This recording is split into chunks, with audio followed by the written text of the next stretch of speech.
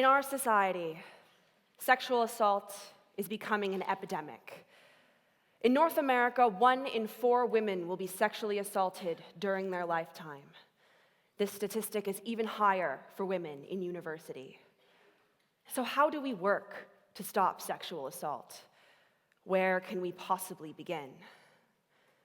Many activists have begun this fight by focusing on the needs of survivors of sexual assault through what has been called a pro-survivor approach to support. This approach prioritizes the survivor and protects their rights by believing those who say they've been sexually assaulted and by providing them with the resources that they need to heal. This approach defines sexual assault as any unwanted act of a sexual nature, contrasting the more rigid legal definitions that can often be extremely narrow. I believe that this approach is a powerful and necessary tool in supporting survivors.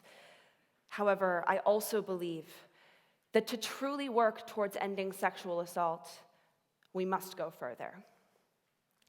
We must go further because though pro-survivor approaches focus on the needs of survivors, they are still a reactive response to sexual assault. We need to intervene before assaults are happening. So why doesn't that happen? I believe that the answer to this question lies in the ways that we speak about sexual assault and the misconceptions that we hold about what sexual assault looks like. We, as a society, tell women to protect themselves from sexual assault by never walking home alone, taking self-defense courses, or even by keeping their car keys close to use as a potential weapon against attackers. Mantras like these suggest that the only perpetrators of sexual assault are evil, faceless strangers lurking in dark alleys. This view is pervasive, inaccurate, and extremely dangerous. I know firsthand just how damaging this inaccurate perception of sexual assault can be because I experienced the effects of it myself. When I started university, I followed all those rules that we tell young women to adhere to. I took safe routes home, I always walked in pairs, and I never talked to strangers. I believed, as many people do, that by adhering to these rules, I would be able to protect myself from sexual assault. It was also during this first year of university that I met John. John worked as a Don in the residence that I lived in. His job as a Don was essentially an older student who acted as a cross between a counselor and a community organizer for the students. He and I had an extremely close relationship. He was a friend to me. He was a support system. He helped me navigate the ups and downs of my first year of university away from home. John had also undergone hours of training for his job. He'd even helped facilitate mandatory workshops on the importance of consent in sexual relationships. Contrary to everything that I'd ever been told, despite taking all of the steps that I had thought would keep me safe, I ended up being sexually assaulted twice in my first year of university. Not by a strange man lurking in the shadows of a deserted street at night, but by another first-year student, and by John. As I mentioned before, John and I were close. In retrospect, we were probably too close. Much like the relationship between professors and students, it is considered extremely unethical for Dons to have any sort of romantic relations with their students due to the power imbalance that exists between them.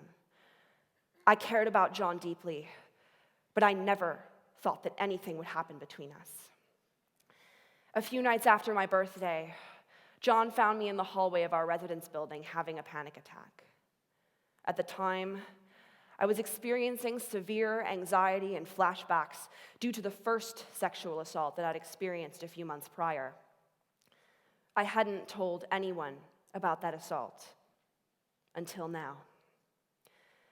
John took me back to his room and sat with me while I cried and told him everything about this assault. how this first-year student who was blackout drunk had groped every inch of my body while I tried not to pass out from fear. Telling all of this to John for the first time was a weight off of my shoulders. But in that moment, everything changed. When I finished telling John about the single most painful experience of my life, he leaned in and he started to kiss me. I could not move. I felt so vulnerable and scared in this moment that I was petrified with fear. His hands searched every crevice of my body and tore off my clothes without any hesitation. I did not want this. I had not asked for any of this. Then he had sex with me.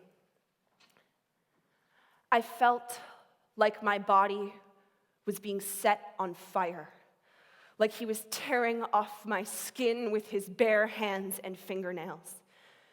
The image of his face while he was inside of me is permanently burned into the back of my mind, and when I close my eyes, I can still see it as clearly as if it happened yesterday. For years after this night, I had vivid nightmares reliving the assault. I had debilitating flashbacks. I'd have panic attacks triggered just from seeing someone on the street who resembled him. I felt like everything that had happened to me was my fault. I'd often lay awake at night wondering why, instead of fight or flight, my body chose to freeze. It was easier for me to blame myself for the assault than to accept that someone so close to me had hurt me so deeply. After suffering with these symptoms in silence, I finally began to speak to friends about what had happened to me. To my surprise, many people reacted with shock and disbelief. Actual responses I heard after sharing my experiences included things like, "John? But isn't he a Don?" And, "But he's such a good guy." And most disheartening, "Didn't you have a crush on him? Are you sure he raped you?" We hear these same kinds of responses replicated anytime someone famous is accused of sexual assault, such as in the recent cases with Bill Cosby, Jian Ghomeshi, and multiple promising college and professional athletes. We don't want to admit that someone we know, let alone someone we love, could be capable of sexual assault. The reality is that they are. 80% of sexual assault survivors know the person who sexually assaulted them, yet we continually speak about sexual assault as if it is only perpetrated by strangers. We don't think of our loved ones or of ourselves as capable of assaulting someone.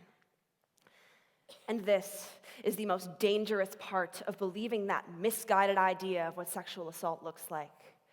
Because when we think that sexual assaults are only perpetrated by strangers, faceless others, that good people cannot do bad things, it takes the onus off of us to keep each other and ourselves accountable. I stayed silent about the assault for almost a year after it happened due to the initial responses that I'd received. Having people close to me question the validity of my claims made me feel like I had to constantly defend myself. Looking back, what I needed first and foremost was support. I needed to be told, "It's not your fault," to be asked, "How can I support you?" And most of all, to be told, "I believe you."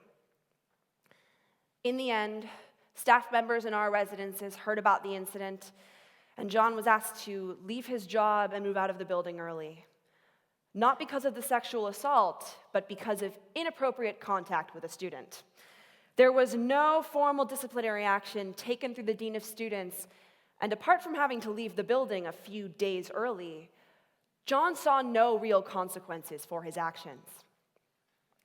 What concerned me the most about this situation was not the lack of punishment for him, but was the absence of any learning on his part.